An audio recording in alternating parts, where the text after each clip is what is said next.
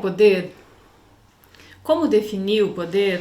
Como identificar quem tem poder?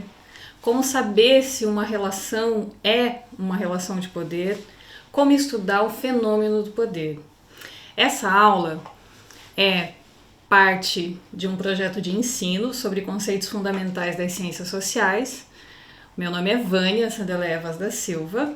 Eu sou formada em Ciências Sociais na Universidade Federal do Paraná e eu fiz mestrado e doutorado em Ciência Política na Universidade de São Paulo.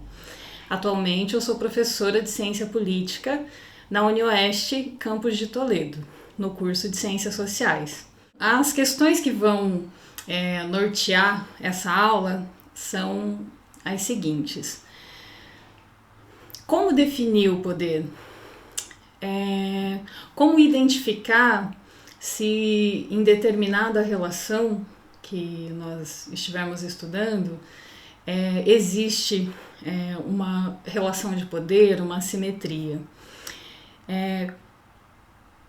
E como fazer para conduzir esse estudo a partir de uma metodologia que permita identificar o que é poder e definir quem tem poder ou quem exerce o poder. Eu escolhi para conduzir essa aula um livro do Stephen Lux, que se chama O Poder, Uma Visão Radical, principalmente a primeira edição, que é de 1974, e que foi uma edição utilizada por um dos meus professores quando eu fiz a graduação. Ele tem uma segunda edição, em 2005, que não foi traduzida para o português.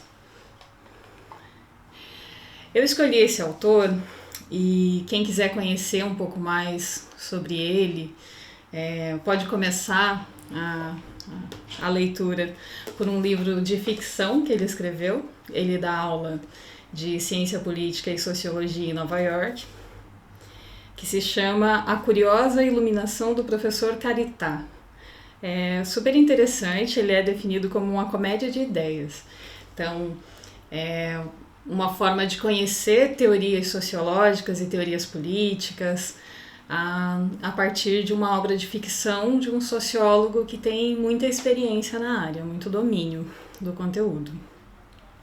E eu escolhi o Stephen Lux para discutir o poder, porque além de ajudar a identificar o que é o poder, ele sempre apresenta para cada definição de poder uma metodologia que poderia ser utilizada para estudar aquela relação de poder e também já apresenta quais seriam os problemas, quais seriam as críticas que um estudo conduzido dessa forma receberia.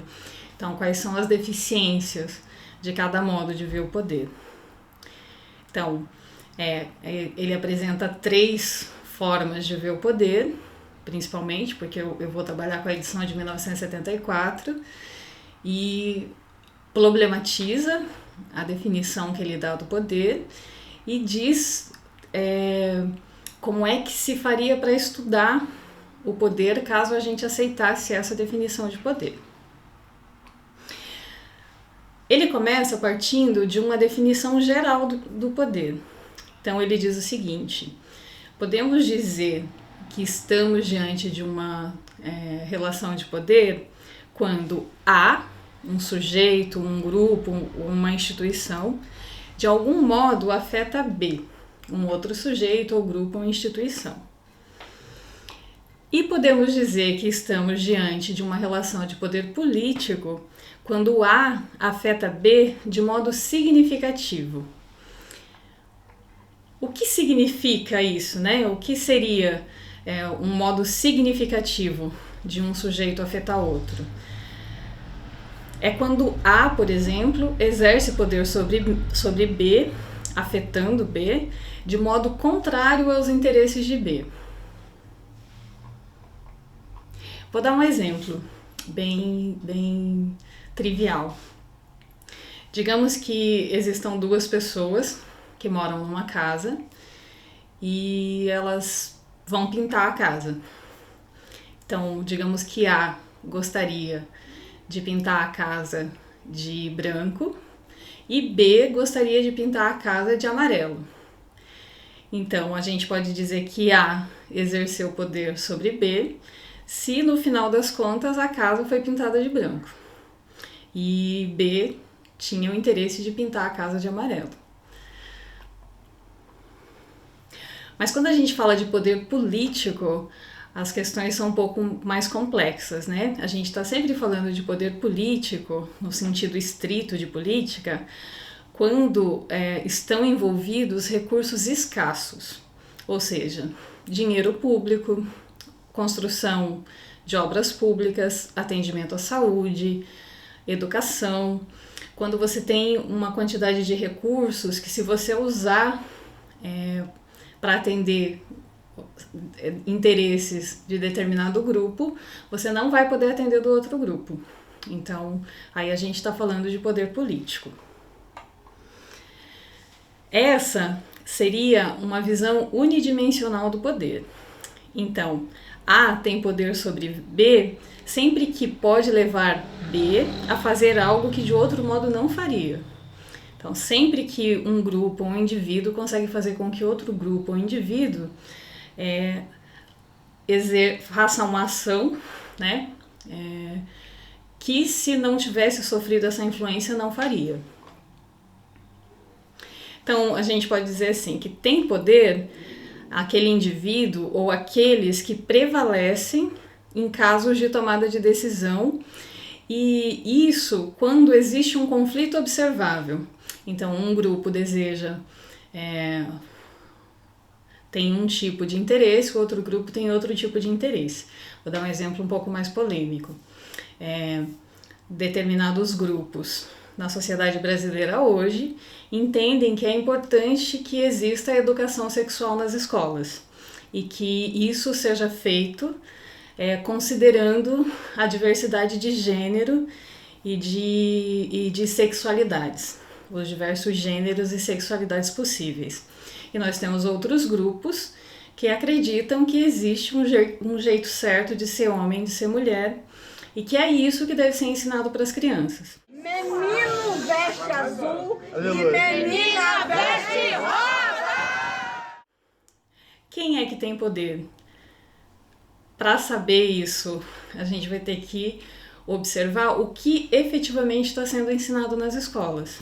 Aí a gente pode dizer que existe um grupo cuja visão está prevalecendo. Então, resumindo a visão unidimensional do poder, a gente pode dizer que tem poder político aquele ou aqueles para os quais as decisões são mais favoráveis. Teriam poder indivíduos ou grupos que são favorecidos pelas decisões importantes do ponto de vista político, que envolvem recursos escassos, ou seja, se A ganha, B perde. Se um grupo ganha, o outro grupo perde. Então a gente poderia se perguntar, você podia se questionar, quem é que você acha que tem poder no Brasil hoje? Quem será que atualmente está vencendo os debates mais importantes? Quem é que tem conquistado para si as melhores decisões? E isso é muito importante porque quem conquista as melhores decisões, se essas decisões se solidificarem, se transformarem em leis, elas podem se transformar em novos privilégios. Então, entender quem é que tem poder e como que as decisões são tomadas é muito importante para conseguir compreender para que rumo a sociedade está seguindo. Então essa é a visão unidimensional do poder. Você tem um conflito observável, você tem um grupo A que tem um tipo de interesse, você tem um grupo B que tem outro tipo de interesse, e é possível observar que existe um debate, existe um conflito entre esses interesses e alguém ganha. Então, para essa visão unidimensional do poder, é preciso que exista o conflito, é preciso que esse conflito seja visível, para que a gente possa entender quem é que ganhou, quem é que venceu, para poder saber quem é que está de fato exercendo o poder. Mas o próprio Steven Lukes diz o seguinte: o problema é que, além de decisões concretas que são tomadas, Também tem poder quem consegue impedir que certas decisões sejam tomadas ou que certos debates aconteçam, né? Então, quem consegue criar ou manter um tipo de viés ou criar e modificar regras do jogo que fazem com que determinado grupo sempre ganhe e outro grupo perca. Por isso, ele introduz uma visão bidimensional do poder. Ele diz o seguinte: é mais correto pensar que A tem poder sobre B se A pode levar B a fazer algo que B de outro modo não faria, mas também se A consegue assegurar a concordância de B, mantendo temas que são do interesse de B fora de discussão. Então a gente poderia pensar o seguinte: tem poder político aquele ou aqueles para os quais as decisões são mais favoráveis, mas também tem poder político quem consegue impedir que certas decisões que são desfavoráveis para si ou para o seu grupo, ou que são favoráveis para outro grupo, sejam tomadas. Ou seja, tem poder também quem define o que é que pode ser decidido. Então essa é a visão bidimensional do poder. Então já tem aí dois elementos. Então tem poder tanto os grupos que conseguem fazer com que as decisões sejam favoráveis para si, quanto aqueles grupos que conseguem fazer com que certos temas, certas decisões não sejam tomadas. O Stephen Lukes também trabalha com uma visão tridimensional do poder. Ele diz o seguinte: além do comportamento nos processos de tomada de decisão, é necessário analisar o controle sobre a agenda política. Seja por meio de discussões ou de discussões potenciais, tanto quando existe um conflito observável, seja esse conflito aberto ou encoberto, ou quando o conflito é apenas latente. Então ele nem chega a existir concretamente, ele não chega a se mostrar. E que os interesses eles podem ser subjetivos e ainda assim eles são reais. Aí ele problematiza por que é difícil estudar o poder quando a gente está lidando com um conflito que não é muito explícito. Porque nos dois exemplos que eu dei, por exemplo, nesse bem tranquilo, assim, tem duas pessoas que moram na mesma casa e elas querem pintar a casa, um quer pintar de branco, outro quer pintar de amarelo. Se isso é um conflito aberto, é fácil observar que tem poder quem conseguiu definir qual é a cor final que a casa foi pintada. No caso das questões de gênero e sexualidade, a gente tem observado que existe um conflito, né, aberto aí na sociedade entre pessoas que defendem um tipo de posição e outro tipo de posição.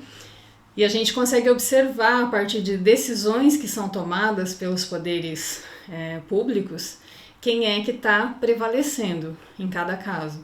Se você tem uma pessoa numa posição de poder que defende uma dessas visões, e principalmente a forma como defende, né?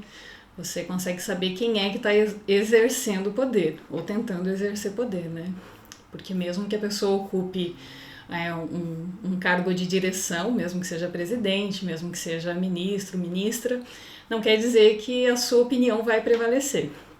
Tem mais chance de ser ouvida, mas não quer dizer que vai ser a decisão final, né? O poder é muito mais complexo do que isso. Mas é possível observar que existe esse conflito. O conflito tá evidente. Mas no caso da visão tridimensional do poder, se avança para uma área que exige um pouco mais de estudo, porque exige pensar que existem interesses que são subjetivos e que talvez eles não sejam tão explícitos. E mais do que isso, é possível existir interesses que a própria pessoa não tem muita noção de que isso é mais interessante para ela. Por exemplo, quando vários grupos estão discutindo sobre a educação das crianças. Existem interesses que são os interesses das crianças que são difíceis de determinar, porque diversos grupos e setores pensam o que eles julgam como sendo os interesses reais daquelas crianças. Então, o Stephen Lukes, ele comenta que é muito difícil determinar quais são os reais interesses de um sujeito, ou grupo, ou ator que nós estamos estudando. Ou seja, ele coloca algumas questões que são as seguintes. Como saber quais os reais interesses de um grupo ou indivíduo? Como saber se esses interesses são diferentes daqueles que o indivíduo ou grupo expressa? Ou seja, é possível, inclusive, que alguém expresse, diga abertamente que tem determinado tipo de interesse, mas não perceba como é que chegou a essa conclusão de que esse seria o interesse.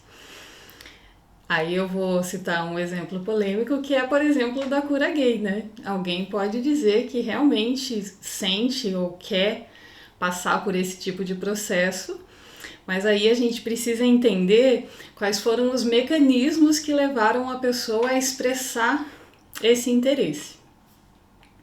E uma outra questão que ele coloca é como saber se há algum interesse de que o grupo ou indivíduo não está consciente.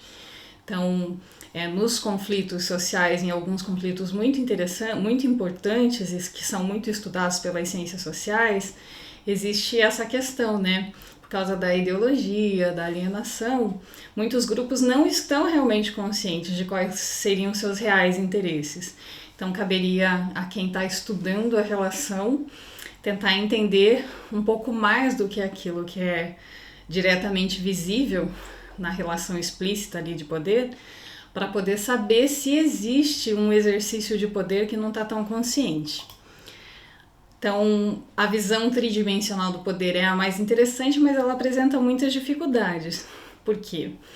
É difícil provar que existe exercício de poder no caso em que não existem queixas, ou seja, ninguém está reclamando de que está sofrendo algum tipo de coerção. Ou manipulação, ou depois eu vou falar um pouco sobre qual é a diferença entre coerção, manipulação ou uma relação autoritária. A pessoa não sabe que está passando por isso, então ela não se queixa. E em casos em que não há conflito. Tem um outro autor, que é o Neil Wood, que ele diz que os estudos que nós conhecemos, que tivemos acesso sobre várias sociedades, né, por meio da antropologia, da sociologia, mostraram que em quase todos os lugares, em todos os tempos, em todos os tipos de sociedade, existem relações de poder, porque existem relações de assimetria, tem conflito. Só que o que o Stephen Lukes está dizendo aqui é que é possível ter uma relação de poder mesmo quando não existe um conflito exatamente observável, né? Por exemplo, um exemplo que na sociologia é muito trabalhado é a relação entre patrões e empregados. Então, assim, um empresário faz com que vou chamar o empresário de A, ele faz com que seus empregados, B, trabalhem muito mais do que é necessário para pagar o salário. Então, A se apropria do trabalho de B, ficando com o excedente de produtos que B produziu diretamente. É a teoria marxista das relações de trabalho. Mas os trabalhadores, B, não estão reclamando, não existem queixas com relação aos patrões. Pelo contrário, os trabalhadores estão felizes porque têm emprego, porque recebem um salário que permite com que comprem comida, roupa, paguem aluguel, alimentem seus filhos. Então, esses trabalhadores levantam cedo, vão para o trabalho e parecem muito satisfeitos com as suas vidas. Como que eu posso dizer que A está afetando B de modo contrário aos interesses de B? Porque se B, trabalhador, precisa trabalhar para poder se sustentar e entra nessa relação com A, como que eu posso dizer que essa relação é uma relação de poder, no sentido de que A faz com que B haja de modo contrário aos interesses de B? Como problematizar essa questão? Eu posso dizer o seguinte: o exercício de poder por parte de A pode impedir que B tenha, inclusive, condições de refletir sobre a sua própria situação. E aí não é só por causa da relação em si, mas é por causa da sociedade em que essa relação está acontecendo, né? Então, o desafio para o pesquisador seria como encontrar evidências que possibilitem afirmar o exercício de poder de acordo com essa visão tridimensional. Quais são os problemas? Porque quando a gente pensa o poder desse modo mais complexo, pode existir falta de ação, né, ou inação, né, como diz o Stephen Lukes, ao invés de ação. O conflito pode ser inconsciente por parte de um ator ou do outro. E ele pode envolver coletividades e não indivíduos. E fica muito mais difícil determinar quais são os reais interesses. Outra questão é como que você estabelece uma causalidade ou um nexo causal quando você está lidando com algo que não aconteceu. Ou seja, como que eu posso afirmar que determinado conflito poderia ter acontecido? Que alguém poderia ter agido, mas não agiu. E que se não fosse o exercício de poder por parte de A, seria certo que B teria agido de modo contrário, teria agido, só que não agiu. Stephen Lukes diz o seguinte: o exercício do poder, ou sofrer o exercício do poder, pode ser inconsciente, ou seja, tanto B quanto A pode não estar ciente do motivo ou do significado real da sua ação ou da sua inação. Tanto B quanto A pode não estar ciente de como a outra pessoa interpreta a sua ação ou sua falta de ação. E B ou A também pode não estar ciente das consequências da sua ação ou da inação do outro. Mas como que faz para provar isso? Então, ele continua problematizando que quando a gente atribui o exercício de poder a coletividades, grupos, classes, instituições, a causalidade ela pode ser social.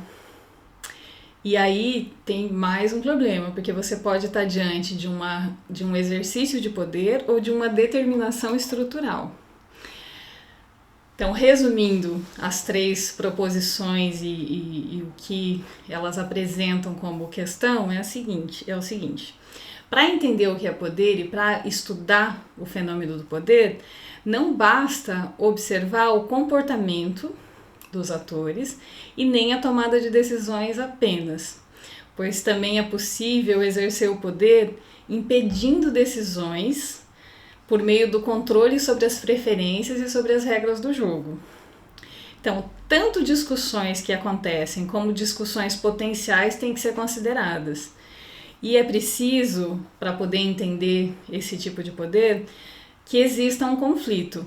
Só que esse conflito pode ser aberto ou encoberto. E os interesses, tanto os objetivos como subjetivos, podem aparecer como queixas e não só como preferências políticas. Aí tem, a gente está, quando está pensando no poder, tem algumas outras palavras ou conceitos que podem ajudar a entender se a gente está diante de uma relação de poder, que são os conceitos de coerção, influência, autoridade, força e manipulação. Nem sempre a gente está diante de um exercício de poder que normalmente a gente se refere com a palavra poder. Então, quando que a gente está diante de uma relação de coerção? Quando A assegura a obediência de B pela ameaça de privação e existe um conflito acerca de valores ou do curso da ação entre A e B. Então, isso é coerção. Então, A vai assegurar a obediência de B, num caso de conflito, por ameaça de privação. Um exemplo simples de coerção é quando, por exemplo, um indivíduo qualquer está diante de uma autoridade policial. Qual é a ameaça? A privação da liberdade, né? Então, você acaba obedecendo porque você tem medo de ser preso.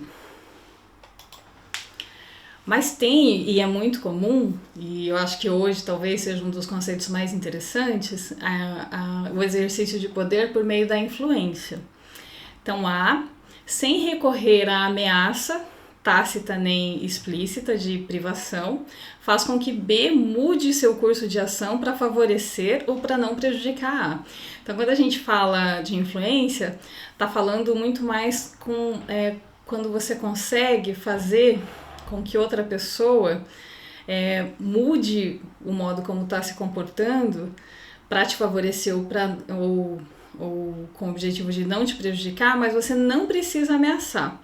Você consegue usar argumentos, ou a gente encontra... A influência está um pouco próxima de outro conceito que eu vou falar depois, que é o de manipulação, mas é quando você consegue fazer com que alguém haja de um modo que é interessante para você, sem precisar ameaçar e também sem precisar usar a força. Com argumentos, normalmente, né? Com argumentos ou com o tipo de relação que você tem com a pessoa, ou às vezes por causa do tipo de... por características suas que são valorizadas pela outra pessoa, enfim, por uma série de mecanismos. Aí tem a relação de autoridade, que é quando B obedece porque reconhece que a ordem de A é razoável em termos dos seus próprios valores. Aconteceu um processo e nesse processo A já não precisa mais afetar B para que B obedeça. Eu gosto do exemplo da relação entre pais e filhos, embora hoje não seja talvez o melhor exemplo de autoridade, mas quando uma mãe ou um pai consegue exercer autoridade sobre o filho, em geral o filho já sente que está obedecendo porque concorda em alguma medida com aquilo que os pais estão pedindo. As pessoas confundem muito a relação de autoridade com um outro tipo de relação que alguns chamam de autoritarismo, né? Que é assim, por meio de sucessivas relações de poder baseadas muito mais na violência e na coerção, na influência, em outros expedientes, você vai tornando o outro obediente. Aqui, como ele está apresentando a relação de autoridade, é como se aquele que obedece tivesse os valores daquele que manda já internalizados. Então, ele está nesse ponto da obediência. Ainda não quer dizer que é o que faria se o outro não estivesse exercendo a autoridade, mas já não precisa ter uma ameaça ou já não precisa estar o tempo todo influenciando. A relação de força é quando A alcança seu objetivo, que é a obediência de B, por exemplo, quando deixa B sem opções entre obedecer ou desobedecer. Ou seja, B obedece porque não tem mesmo outra opção, não tem como resistir. Então normalmente é relação de força. Depois é possível problematizar essa daqui, porque, por exemplo, o Foucault e o Stephen Luks, na segunda edição, ele inclui as problematizações do Foucault a respeito do poder, porque ele diz que, na verdade, não existe poder se não tiver resistência, né? Então, assim, a relação de força ela não seria necessariamente uma relação de poder. Quando a obediência é conseguida por meio da força, a gente não chamaria essa de uma relação de poder. Toda relação de poder implicaria que, de alguma forma, você não precisa obedecer, você teria uma saída. Então, se não tiver resistência, não tem poder. Depois, o Stephen Luks, na segunda edição, ele até incorpora isso e mostra diversos estudos que tomam, inclusive, uma das relações que são mais complicadas, assim, de explicar, que são as relações de escravidão, mostrando que mesmo nessas, que são relações de força e de violência, existia um certo nível de resistência nas ações, né? Mas isso é assunto para uma outra aula. E tem também as relações de manipulação. Então, no caso da manipulação, A recebe obediência imediata de B, na ausência de reconhecimento da parte de B, que no fundo nem sabe que está obedecendo. Ele não sabe direito qual é a razão da sua obediência, não sabe que está obedecendo, ele simplesmente fez alguma coisa que de outro modo não faria, porque foi manipulado por A e não tem nem noção de que isso aconteceu. Então, voltando lá no começo e resumindo aqui para fechar, para o Steven Lux, e eu acho que é uma boa abordagem do poder, para a gente entender as relações de poder, a gente precisa estar atento, num primeiro momento, né, ao conflito observável. Então, seria o modo mais fácil de definir, de explicar o poder, que é quando a gente consegue observar um indivíduo, um grupo, exercendo o poder sobre B, que é quando você percebe que B está agindo de um modo que não agiria se não fosse esse exercício de poder por parte do sujeito ou grupo A. Mas também é possível exercer o poder quando você consegue manter os temas que são interessantes para determinado grupo fora da agenda, fora da discussão. Então você consegue exercer o poder tanto diretamente, fazendo com que alguém haja de um modo que te interessa abertamente, quanto você pode impedir que algo que seria interessante para outra pessoa entre nessa relação, né? Que seria a visão bidimensional do poder. E aí, indo mais além, é possível sequer permitir que alguém perceba que existe algo que deveria se tornar conflito. Então, num nível mais superficial, nós temos uma relação de poder. Quando um sujeito, um indivíduo, um ator, um grupo, uma instituição exerce abertamente poder sobre outro indivíduo, grupo, instituição, mas também nós temos poder quando temas que são do interesse de determinados grupos nem entram em discussão. Então, não existe um conflito, mas existe um exercício de poder impedindo que essas questões entrem na discussão. E também é possível observar relações de poder quando determinados temas e determinados interesses que poderiam surgir em alguém, numa pessoa, não surgem porque, por conta da ideologia, da alienação, a pessoa nem se dá conta de que ela poderia ter esse tipo de interesse. Para fechar, então, eu vou usar como exemplo a questão da mulher, que é um tema que eu estudo e que eu acho que ajuda a pensar nisso. Então, de um modo muito concreto, nós temos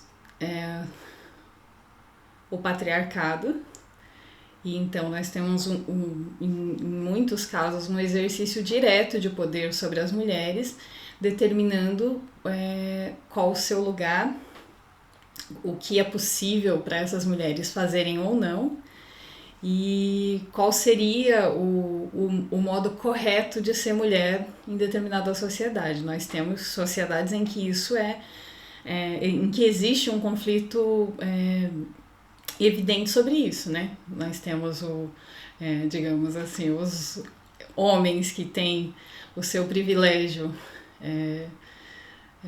afirmado e mulheres que querem acabar com esse privilégio e que querem igualdade em algum nível. Então você tem um conflito aberto nesse caso. E aí a gente sabe quem exerce poder quando a gente olha para o resultado. Então, no final das contas, quem vence o conflito? Se a gente usar lá o exemplo das sufragistas, em algum momento as mulheres conseguiram o direito de votar e ser votadas. Então as mulheres ganharam nesse âmbito. Se a gente pegar a questão do aborto, em alguns lugares as mulheres que defendem o aborto ganharam e outros elas perderam. Então, mas tem um conflito evidente, tem um conflito aberto e é possível olhar qual é a questão e quem é que ganhou. Mas nós temos sociedades em que o tema do aborto ou o tema da igualdade entre mulheres e homens nem entra na agenda. Isso nem é discutido. É tido por princípio de que mulheres e homens foram criados para serem diferentes e que isso é o correto. E aí isso nem entra na questão. Seria o modo bidimensional de ver o poder. Mas nesse caso ainda é possível olhar para essa sociedade e perceber que existe aí um conflito latente, né? Existe um tema que não está sendo discutido. Sempre que existe uma demanda, mas ela não alcança o processo decisório, existe esse exercício bidimensional do poder.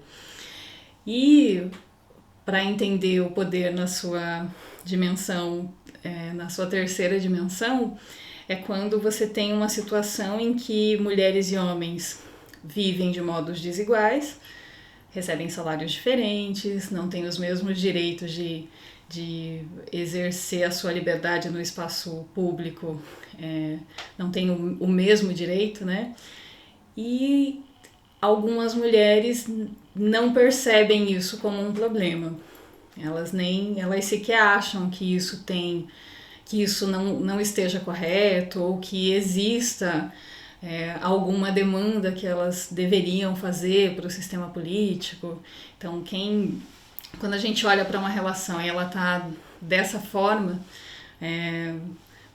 você como estudiosa olha e vê que ali tem um problema que precisa ser resolvido, mas ele nem sequer emerge, né?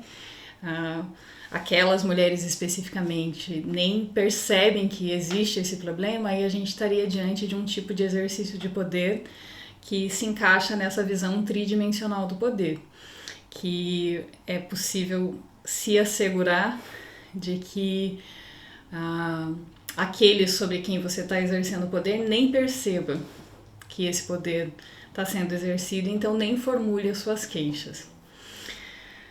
Então, existem muitas outras formas de se pensar o poder. Eu escolhi essa que, para quem é iniciante ou não avançou ainda nos estudos de ciência política, pode parecer muito esquemática, né? Como vocês provavelmente viram aí nos slides, né? Parece um esquema meio matemático, assim, né? Mas quando a gente quer estudar o fenômeno e se a gente consegue se apropriar dessas definições e dessa metodologia, a gente consegue avançar muito no estudo, porque se a gente fica só na observação direta do conflito, né? Na realidade, assim, de conflitos que são diretamente observáveis, a gente perde com certeza essas outras duas dimensões, né? Das questões que nem chegam a se tornar conflito, porque alguém consegue impedir que elas entrem na agenda, e também de interesses que não consegue, que a pessoa não consegue nem formular, porque ela está num ambiente em que o exercício de poder ele é tão marcante que ela não consegue perceber que isso seria um interesse, seria do seu interesse. Por exemplo, uma menina, uma mulher que está numa relação abusiva e nem percebe que poderia estar fora dessa relação, que poderia ter um outro tipo de vida, que tem direito a ser feliz como todo mundo. E entende que esse é o seu lugar, porque foi assim que ela viu talvez outras pessoas da sua família, de outras gerações vivendo, e não consegue perceber. Então, assim, o exercício do poder ele pode ter essas sutilezas, e para conseguir estudar o poder, essa abordagem do Steven Lukes ela é muito interessante. Eu vou disponibilizar para quem está inscrito no curso o texto, né, um esquema para conseguir avançar, e a bibliografia sobre a qual eu me baseei para essa aula. Então, para quem tiver interesse em entender melhor o fenômeno do poder e também tiver interesse nas questões sobre o feminismo e empoderamento, eu vou deixar na descrição do vídeo um link para a série que eu estou gravando aqui para o canal de Ciências Sociais sobre poder e empoderamento. Nessa série eu vou trabalhar outros conceitos de poder, o conceito de poder da Hannah Arendt, o conceito de poder do Michel Foucault e o próprio conceito de empoderamento, e como que esse conceito pode ser interessante como porta de entrada para a ciência política. Aí são vídeos mais curtos e mais simples também, né, mais acessíveis, porque esse aqui tinha o objetivo de ser uma videoaula sobre o conceito de poder, então é um pouco mais acadêmica. E como eu escolhi um autor que é um autor interessante para quem já está avançando nos estudos de ciência política, e escolhi ele porque o que tem de principal dele hoje não tem em português, né? Então é uma forma de fornecer o acesso. Mas para quem quiser uma discussão um pouco mais simples, aí pode acompanhar a série aqui sobre poder e empoderamento. É isso, obrigada.